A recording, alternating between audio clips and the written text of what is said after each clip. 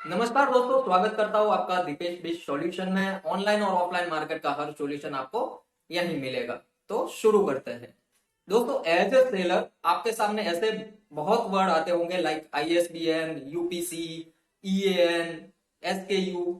तो आज के वीडियो में हम डिटेल में डिस्कस करने वाले हैं कि ये सब वर्ड्स होते क्या है, कैसे इन वर्ड्स को आप यूज कर सकते हो अपने प्रोडक्ट का लिस्टिंग करने के लिए Amazon.in या किसी भी और वेबसाइट।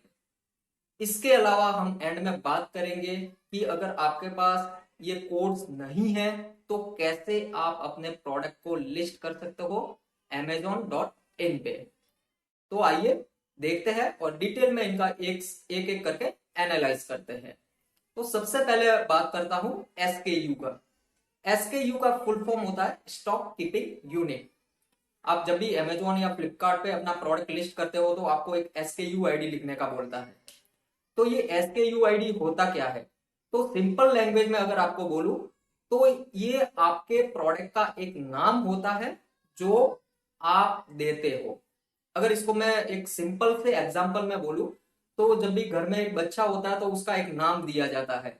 तो ऐसे ही जब भी आप अपना नया प्रोडक्ट Amazon या फ्लिपकार्ट कहीं भी आप अगर लिस्ट करते हो तो उसको एक नाम देना पड़ता है। तो वो आप कोई भी नाम दे सकते हो। अगर आपका स्टोर का नाम जैसे ABC है तो आप नाम दे सकते हो ABC1, ABC2।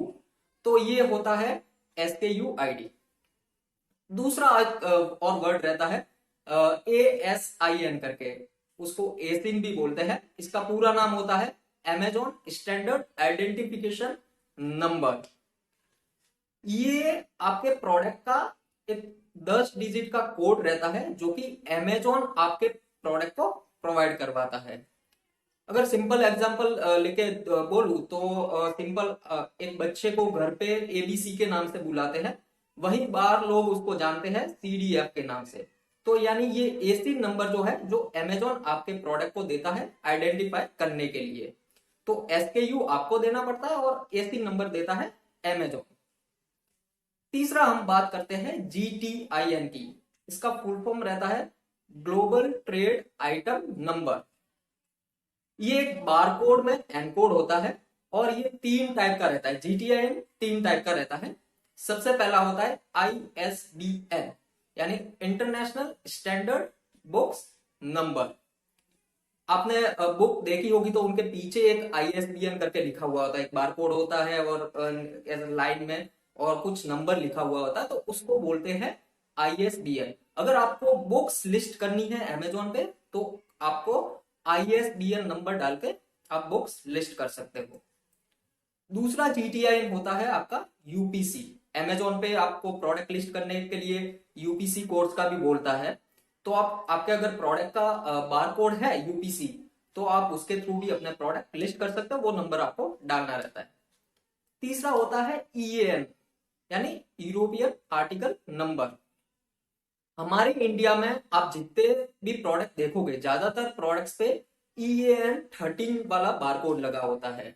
हमारे इंडिया में ज्यादातर प्रोडक्ट्स EAN13 बारकोड के साथ लगते हैं। तो ये EAN नंबर भी आप ले सकते हो। मार्केट में बहुत सारी ऐसी एजेंसी अवेलेबल है जो कि आपको ये सब बारकोड प्रोवाइड करवाती है। आपका UPC हो गया, ISBN हो गया, EAN हो गया। तो इनके थ्रू आप ले सकते हो ये सब बारकोड। इवन अगर आपको डीमार्ट में भी सेल करना है तो वहां पे आपका बिना बारकोड के प्रोडक्ट एक्सेप्ट ही नहीं होता है। तो आपको किसी बाहर की एजेंसी से ये सब लेना रहता है। ठीक है। अब हम बात करते हैं कि अगर आपके पास ये सब UPC कोड्स या EAN कोड्स वगैरह ये बारकोड नहीं है तो इनके बिना आप कैसे अपने प्रोडक्ट लिस्ट कर सकते हो Amazon.in पे। तो इसके लिए आपको लेना पड़ता है GTIN एग्जम्पशन। आप ऊपर आई बटन में क्लिक करके देख सकते हैं, मैंने इस पे डिटेल में वीडियो बनाया है। आप उसको देख के सिंपली आप सीख जाओगे कि कैसे आपको GTIN एग्जम्पशन लेना है। यहाँ पे ये GTIN एग्जम्पशन जैसे ही आपको मिल जाता है उसके बाद आपको आपका जो प्रोडक्ट लिस्टिंग करते हो उस समय प्रोडक्ट आईडी में आपको GTIN डालना पड़ता है। तो उसके बाद फिर आगे का प्रोसेस आप कर सकते हो और इजी से फिर लिस्टिंग हो जाता है। अगर आपके पास UPC या EAN कोड्स है तो आप प्रोडक्ट आईडी में वो UPC या EAN नंबर डाल दीजिए, तो उससे आपका प्रोडक्ट लिस्ट हो जाएगा सिंपल से। उम्मीद करता हूँ ये वीडियो आपको बहुत ही अच्छा लगा होगा और ये आपको हेल्प करेगा आपकी प्रोडक्ट लिस्ट करने में। चैनल पे नए हो तो सब्सक्राइब कर लीजिए, अगर वीडियो अच्छा लगा हो तो लाइक कर दीजिए। आज के लिए इतना ही, थैंक यू वेरी मच।